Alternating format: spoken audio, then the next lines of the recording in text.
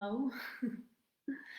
I wanted to come in and chat. This is Tracy Powers. I'm a life and relationship coach.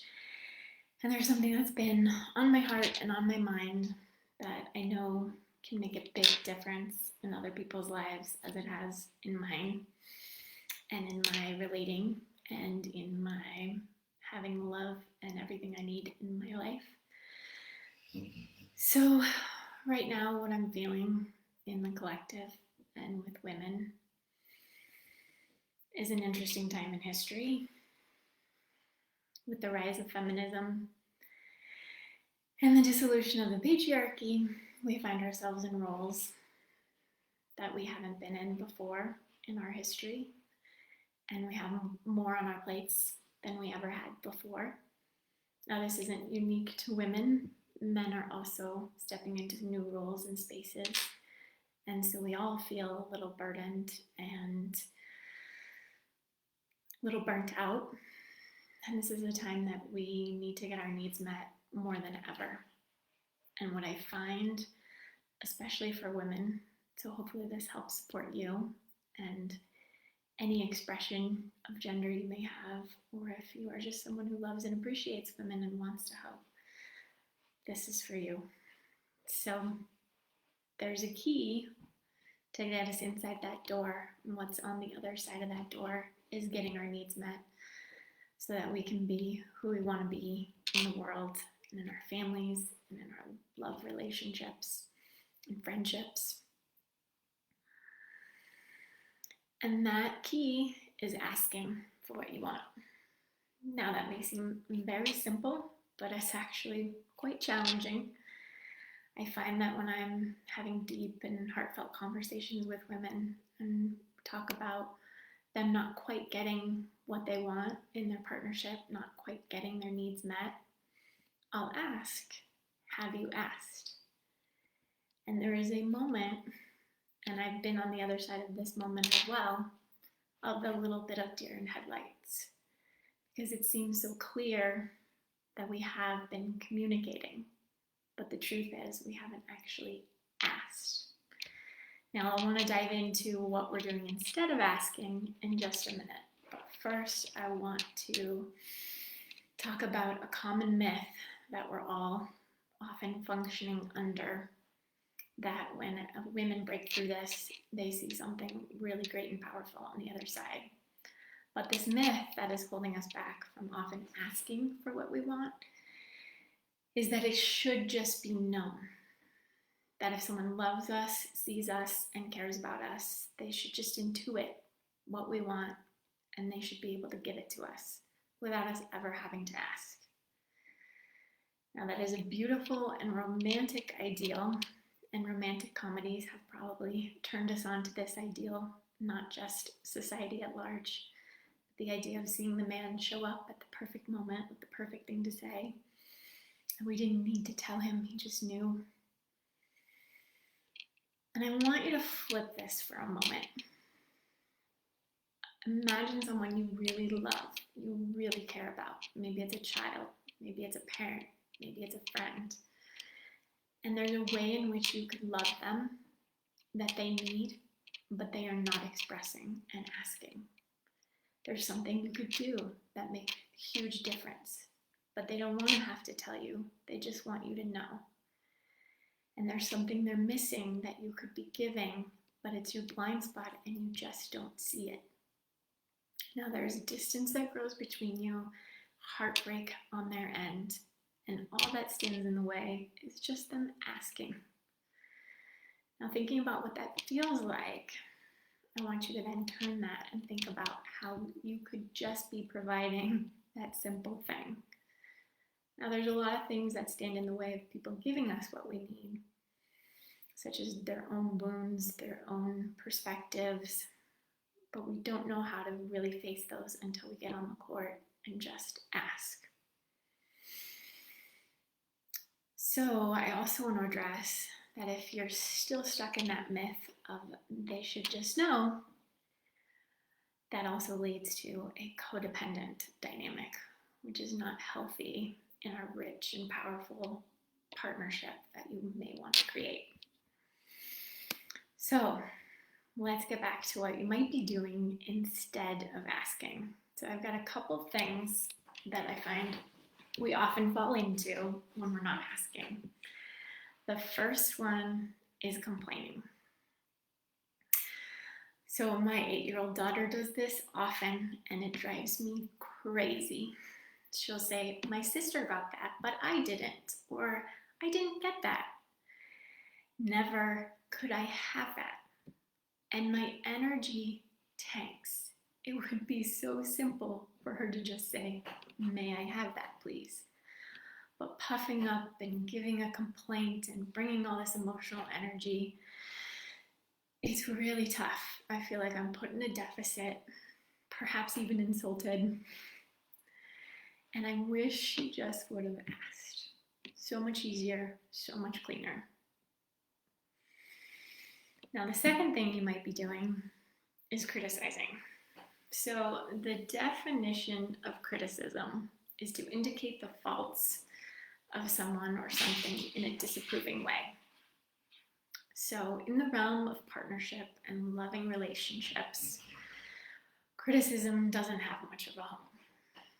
But it's something, unfortunately, that our culture has trained us women to do to be successful in motivating other people's behaviors, because it often works for us. We're the queens of the backhanded compliment, and quite frankly, we've created a toxic environment instead of supporting and lifting each other up. Now, shame can be very effective in changing behavior, and it's something we rely on as a society, but it doesn't change hearts and minds, and it doesn't lead to real connection. So I encourage you to give up criticism as soon as you can, and instead do the real work of getting to the heart of what you need and making those requests. So the third thing you might be doing instead of making those requests is making a demand. Now, this can happen quite simply when we've had our needs on the back burner for quite a while.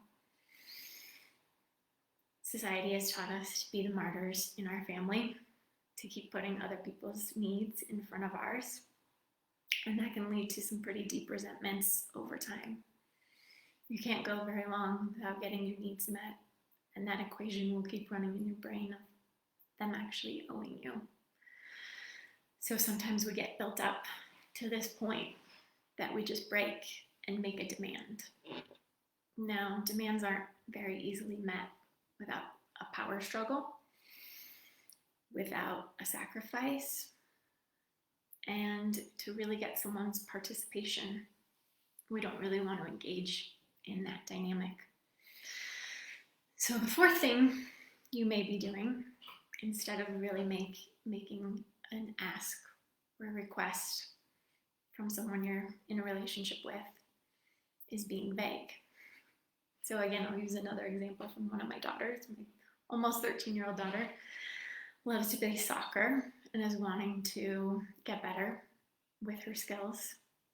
And so imagine we are driving in the car, as we often are, and radio's playing, her sister's in the back, kind of a lot going on, and she may turn to me and say, do you think we could go to the field this week so I could practice shooting?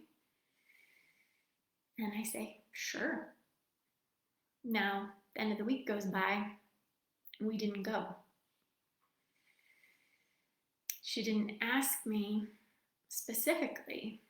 She just asked if we possibly could. So in order for me to really make something of that question, it would be helpful if she had my full attention and she asked, could we go to the field after school on Wednesday? Now I can look at my calendar, I can pencil it in, we have a deal, we have an arrangement, we have a plan. I had the opportunity to say yes or no, we had an opportunity to adjust, and we made a plan. So many times we're considering something with our partner that we may just, wouldn't it be nice if we did this? And it never happens because we didn't actually make a deal. We didn't actually make a specific request or an ask. So, complaining, criticizing, demanding, and being vague are not real effective ways of getting your needs met and getting your wants and desires met. So, why is it so hard for us to directly ask? Well, again, it has to do with our cultural and possibly biological conditioning. But also, it's not that easy often, because asking for something to be different means taking some radical responsibility that this is the system you have created. You have participated in the dynamic that has led to this. And it means making a change, bringing a new energy into the system, letting go of the resentments that you might have about this not happening, not living in the making them the villain and you the martyr. It means giving up an arsenal, perhaps, of manipulation techniques or attempts to control. It means having to learn new tools, and it puts you in a vulnerable spot of possibly being rejected. Now, I think often when we are in pretty good relationships, we can sometimes take for granted how much someone would want to provide for us if they could. So it just means getting to the bottom of a few things. There may be things that, if it's so hard to ask, that are deeper layers in your relationship that just are not getting addressed. It means trusting that your partner does care for you and has your best interests in mind. It means knowing that you can make a way for both of your needs to be met, and it doesn't require sacrifice. It's possible. It really is. And it's calling you to a whole new level. But I want to remind you that what's on the other side of that door is completely worth it. That you deserve to have your needs met in your relationship.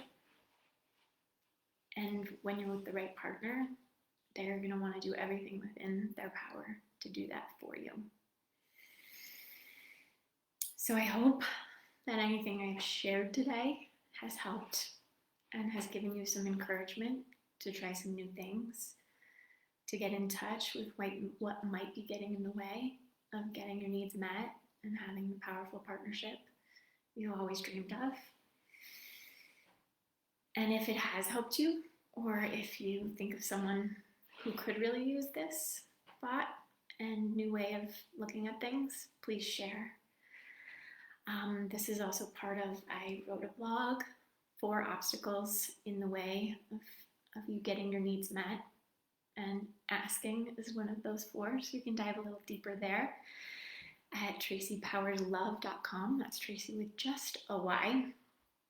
Feel free to also sign up for my newsletter or my email. I send it out weekly so you don't miss any of my content, so you have some tools you can get moving with right away. And feel free to also share this with someone you might be struggling with, connecting on your needs, that maybe you can start a new conversation. They might be aware of some of the things that might be getting in the way. So I hope this helped. Please share. I'll be back with more. I love you. And you've got this.